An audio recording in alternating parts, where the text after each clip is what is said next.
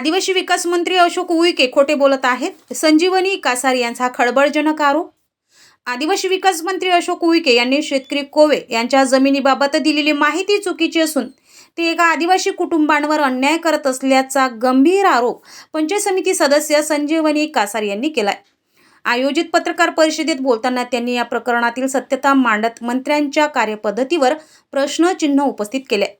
संजीवनी कासार यांनी दिलेल्या माहितीनुसार एका सूतगिरणीच्या उद्घाटनासाठी ज्या जमिनीचा वापर करण्यात आला त्या जमिनीवरून हा वाद सुरू आहे. मंत्री अशोक उईके यांचे म्हणणे आहे की ही जमीन मूळची देशमुख यांची असून ती कोवे यांच्या मालकीची नाही. मात्र कासार यांनी हा दावा खोडून काढलाय. त्यांनी सांगितले आहे की ही जमीन कोवे यांच्याच मालकीची असल्याचे कागदपत्रांवरून दिसून येते. कासार यांनी या मंत्र्यावर संताप व्यक्त करताना सांगितले की सूतगिरणीच्या कामासाठी कोवे यांच्या शेतातील उभ्या पिकात थेट जेसीबी चालवण्यात आली. आपल्या हक्काच्या जमिनीचे नुकसान होत असल्याचे पाहून आदिवासी समाजातील काही बांधवांनी हे काम रोखण्याचा प्रयत्न केलाय. मात्र सत्तेचा वापर करून हा आवाज दाबण्याचा प्रयत्न होत आहे. अशोक उईके हे स्वतः आदिवासी समाजाचे प्रतिनिधित्व करतात आणि राज्याचे आदिवासी विकास मंत्री आहेत. असे असतानाही ते एका गरीब आदिवासी शेतकऱ्याची जमीन बळकावणाऱ्यांना साथ देतात. आज कोवे कुटुंबांची परिस्थिती अत्यंत बिकट आहे. मंत्र्यांनी दिलेली माहिती धांदात खोटी असून ते समाजाची दिशाभूल करत आहेत. या प्रकारामुळे परिसरात खळबळ उडाली असून आदिवासी बांधवांमध्ये संतापाचे वातावरण आहे.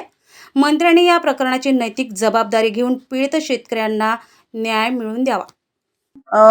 जे आता आदरणीय मंत्री आहेत, आदिवासी मंत्री, त्यांच्या बाबतीत जे सुरू आहे हे अत्यंत चुकीच्या विषयी सुरू आहे. जे भुरबा कोवेचे जे शेत आहे त्या शेताच्या संदर्भात जे म्हणतायत ते पत्रकारांशी बोलतायत की ते सगळं खोटं आहे, मी देशमुखाकडनं ते विकत घेतलेलं आहे.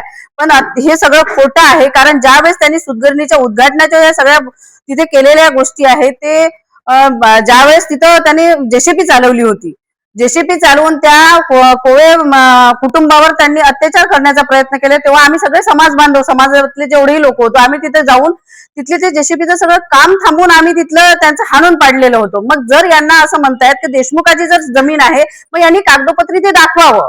जर तिथं जर त्यांचे होतं तर मग आमच्यावर त्यांनी हल्ला का केलेला नाही? कारण तिथे त्यांची देशमुखाची जमीन होती ना. मग जेव्हा आम्ही तिथे गेलो तर आणि गेल्याच्या नंतर तिथले सगळी शहानिशा केली, डॉक्युमेंट बघितले आणि तेव्हा ते तिथल्या तिथंच ते काम थांबवलं आणि तेव्हापासून ते सगळं काम थांबवलं. ते गरीबाची अत्यंत एवढी बेकार परिस्थिती आहे त्या कुटुंबाची की त्यांना खायला सुद्धा नाही आजच्या तारखेला. आणि जर असं माझ्या समाजावर जर अन्याय करत असेल, हे आदिवासीचे मंत्री आहेत ना, मग आदिवासी विषयी यांना का म्हणजे त्यांना आपुलकी का नाही आहे? आदिवासी मंत्री म्हणत आमची संस्कृती जपतो असं त्यांचं म्हणणं आहे, पण ते आदिवासीच्या कुठल्याही हिताचं काम करत नाही आहे.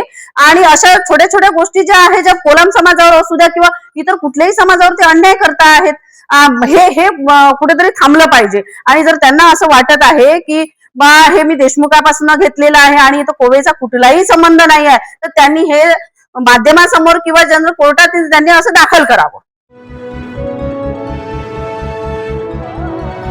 हिंदी